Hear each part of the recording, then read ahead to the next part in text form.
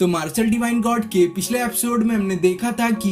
Xiao चिंगसी के बदौलत जिन के गुस्से से बच गया था, जिसके बाद चिंगसी ने शियाओ को मार्शल डिवाइन आर्ट्स का यूज जरूरत पड़ने पर ही यूज करने की सलाह दी थी और अगर उसे ये टेक्निक यूज भी करनी है तो उसे पहले अपने आप को स्ट्रॉन्ग बनाना पड़ेगा, जिसके लिए चिंगसी शियाओ को 4 एक्सट्रीम शॉट टेक्निक सिखाने को मान गई थी। और अब आगे तो एपिसोड की स्टार्टिंग में हम शियाओ को देखते हैं जो अपनी स्वॉर्डमैनशिप को इम्प्रूव करने के लिए 4 एक्सट्रीम शॉट टेक्निक की बहुत ही ज्यादा हार्ड प्रैक्टिस कर रहा था, जिससे अब उसकी स्वॉर्डमैनशिप पहले की कंपेयर में बहुत ही ज्यादा इम्प्रूव हो गई थी। तो चिंगसी शियाओ को प्रैक्टिस करता देख उसे बोलती है, बहुत अच्छे, तुमने अपने स्वॉर्डमैनशिप को कुछ दिनों के अंदर ही नेक्स्ट लेवल पर इम्प्रूव कर लिया है और अगर तुम इसी तरह अपने आप को इम्प्रूव करते रहो तो तुम अपनी कल्टीवेशन लेवल को भी बाकी के कल्टीवेटर की तुलना में कम समय के अंदर ही अलग लेवल पर ले जा सकते हो। पर शियाओ कहता है, भले ही मैंने अपने स्वॉर्डमैनशिप और कल्टीवेशन में इतना ज्यादा सुधार कर लिया है, लेकिन इसके बावजूद मुझे प्रैक्टिस के दौरान अब ऐसा लगने लगता है कि मानो कोई इनविजिबल सी चीज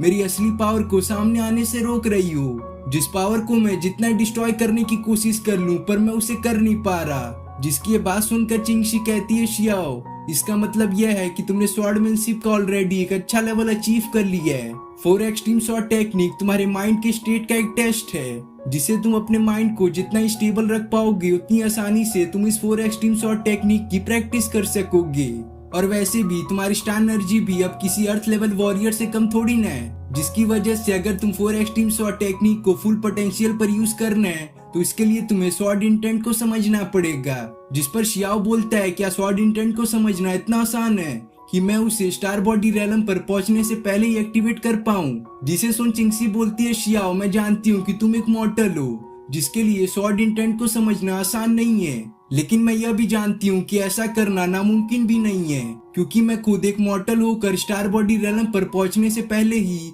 स्वॉर्ड इंटेंट की मिस्ट्री को सॉल्व कर उसे समझ लिया था। तो जब ऐसा मैं कर सकती हूँ तो तुम क्यों नहीं। और वैसे भी तुम्हारे पास जो व्हाइट टाइगर शॉट टेक्निक है वह तुम्हें स्वॉर्ड इंटेंट को समझने में बहुत ही ज्यादा मददगार साबित होगी। तो शियाओ अब जबकि तुमने 4 एक्सट्रीम शॉट टेक्निक को इस लेवल तक सीख लिया है तो मैं तुम्हें अब इसके आगे कुछ नहीं सिखा सकती, इसलिए अब समय आ गया है कि हम दोनों अपने अलग अलग रास्ते पर जाएं। जो बात बोलकर चिंगसी शियाओ को ब्लैक सन टोकन देती है, जिससे शियाओ ब्लैक सन पैलेस का डायरेक्ट डिसाइपल बन सकता है। लेकिन साथ में चिंगसी शियाओ को यह भी कहती है कि भले ही मैं तुम्हें यह टोकन दे रही हूँ, लेकिन इसका यूज तुम मुसीबत आने पर ही करना। और रही बात ब्लैक सन पैलेस के डिसाइपल बनने की, तो मैं उम्मीद करती हूँ कि तुम उसके लिए टोकन कभी भी यूज ना करके अपने दम पर वह डिसाइपल सिलेक्शन एग्जाम को क्लियर करोगे। जो बात बताकर चिंगसी वहां से जाने लगती है, जिसको ऐसा जाता हुआ देख शियाओ चिंगसी से सवाल करता है कि अब वह उसे कब मिल सकेगा, जिसके इस सवाल का जवाब चिंगसी स्माइल करते हुए देती है कि वह जब ब्लैक सन पैलेस का ऑफिशियल डिसाइपल बन जाएगा तब। जो बोलकर चिंगसी वहां से चली जाती है, जिसके यहाँ से चले जाने के बाद शियाओ बोलता है कि मैं ब्लैक सन पैलेस का डिसाइपल बनकर दिखाऊंगा बिना किसी टोकन के, जहां पर मैं बहुत ही ज्यादा हार्ड ट्रेनिंग करके अपने आप को इतना स्ट्रॉन्ग बनाऊंगा कि मैं अपने चैन फैमिली को तो प्रोटेक्ट कर ही सकूं, साथ में मैं ये स्टार डिवाइन आर्ट्स के स्क्रोल को किसी गलत बंदे के हाथ में ना लगने दूंगा। जिसके बाद हम अगले दिन का सीन देखते हैं, जहां जब टाओ घूम रही थी तब हम शियाओ को ट्रेनिंग करता देखते हैं, जिसके स्वॉर्ड मूव को देख टाओ शियाओ की तारीफ करने लगती है, बोलती है, यंग मास्टर आपकी स्वॉर्डमैनशिप तो इस पूरे डोंगयांग सिटी में सबसे अच्छी है। तो शियाओ टाओ से सवाल करता है कि लूनर मंथ के 11वें दिन आने में अभी कितने दिन रह गए हैं, जिसे सुन टाओ बोलती है, उसमें बस अभी 7 दिन ही रह गए हैं। जो बात जानकर शियाओ कहता है कि तब तो समय आ गया है कि मैं कैंगवान सेक्ट में जाकर ब्लैक सन पैलेस डिसाइपल के सिलेक्शन एग्जाम में पार्टिसिपेट करूं। जिसको ये बोलता देख वहां जून आते हुए शियाओ को कहने लगता है कि इस बार का सिलेक्शन एग्जाम इतना भी आसान होने वाला नहीं है, इस बार तो 18 सेक्ट के सबसे पावरफुल डिसाइपल इसमें पार्टिसिपेट करने वाले हैं। और अब जबकि सिलेक्शन प्रोसेस में मैक्सिमम एज लिमिट 20 इयर्स की है,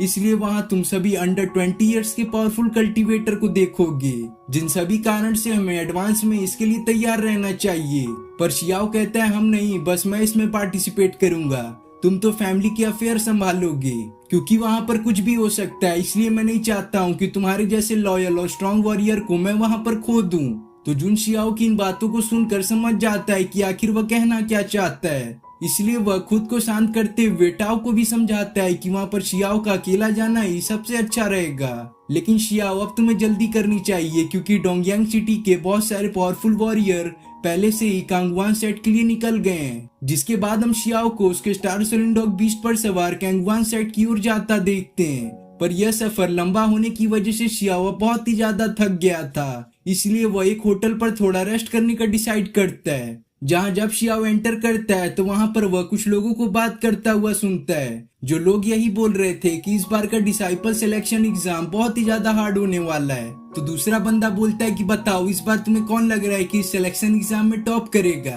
क्योंकि मैंने ऐसी बातें सुनी है कि जो भी सिलेक्शन एग्जाम में अपने फर्स्ट पोजीशन को हासिल करेगा उसे यहाँ पर बहुत ही बड़ा इनाम मिलने वाला है और साथ में उसका नाम का बोलबाला तो मचेगा ही। जिसकी ये बात सुनकर तीसरा बंदा बोलता है मुझे ऐसा लगता है कि इस बार टू याओ ही जीतेगा, क्योंकि वह टू फैमिली का एक बहुत ही पावरफुल कल्टीवेटर है जिसने 19 इयर्स की एज होने के बावजूद भी अर्थ क्लास के कई सारे मार्शल आर्ट्स को मास्टर किया है, साथ में कई सारे स्टार बॉडी रेलम के वॉरियर को भी हराया है। इसलिए मुझे ऐसा लगता है कि वह जरूर इस एग्जाम में टॉप करने वाला है। मैं तो इस पर बेट लगाने को भी तैयार हूँ, तो बताओ मेरे साथ कौन बेट लगाएगा। जिस पर पहला वाला बंदा बोलने लगता है तुम तो ली निंग, सू होंग और सोंगजी को तो भूल ही गए, जो भी अपने फैमिली के बहुत ही पावरफुल कल्टीवेटर हैं जो इस एग्जाम में पार्टिसिपेट कर रहे हैं, और खास की सैंग जी, क्योंकि वह सैंग फैमिली का एक बहुत ही पावरफुल यंग मास्टर है। जिन लोगों की बातों को शियाओ बहुत ही ध्यान से सुन रहा था, जिसमें जब वह सुनता है कि सिलेक्शन प्रोसेस में सैंग फैमिली का भी कोई बंदा पार्टिसिपेट कर रहा है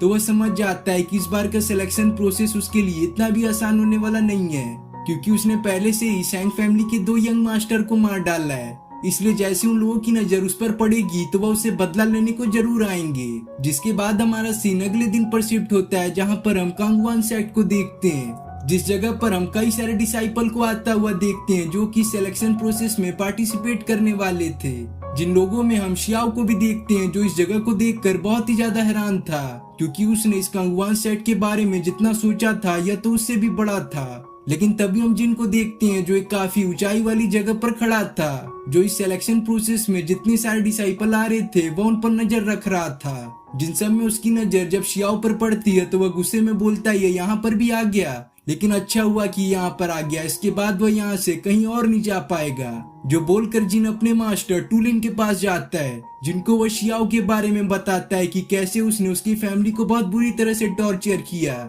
और अब वह मास्टर टूलिन से यही चाहता है कि वह किसी तरह से शियाओ को जान से यहाँ पर मरवा दे। जो काम अगर टूलिन कर दे तो वह अपनी पूरी लाइफ को टूलिन को सर्व करने में ही बिता देगा। जो डील तो टूलिन को बहुत अच्छी लगती है, तो वह जिन से कहता है कि बताओ वह बंदा कौन है, मैं भी तो देखूं। तो जिन शियाओ की ओर पॉइंट करते हुए बोलता है वह रहा वो, उसने ही मेरी फैमिली को बहुत ज्यादा सताया है। वो देख रहे हैं ना, वो जो ब्लू कलर का ड्रेस जिसने पहना है, जिसके इशारे से टूलिन समझ जाता है कि यहाँ पर शियाओ कौन है। इसलिए वह जिन को कहता है ठीक है मैं तुम्हारी इस मैटर को सॉल्व कर दूंगा। फिर हमारा सीन सैंग फैमिली के हेड सैंग वानचैन पर शिफ्ट होता है, जिसको भी उसका एक खबरी आकर उसे बताता है कि यहाँ पर वह बंदा आ चुका है जिसने आपके फैमिली के 2 यंग मास्टर को मारा था। जिस खबरी की ये बात सुनकर वानचैन बहुत ही ज्यादा गुस्सा हो जाते हैं, क्योंकि उस शियाओ की बदौलत उसने अपने यंग जनरेशन के 2 सबसे महान टैलेंट को जो खोया था। इसलिए वह गुस्से में टू किंसान की ओर जाता है, जो कि टू फैमिली के हेड थे, जिनको वह शियाओ के बारे में बताता है कि कैसे उसने सैंग फैमिली के 2 यंग मास्टर को मार डाला,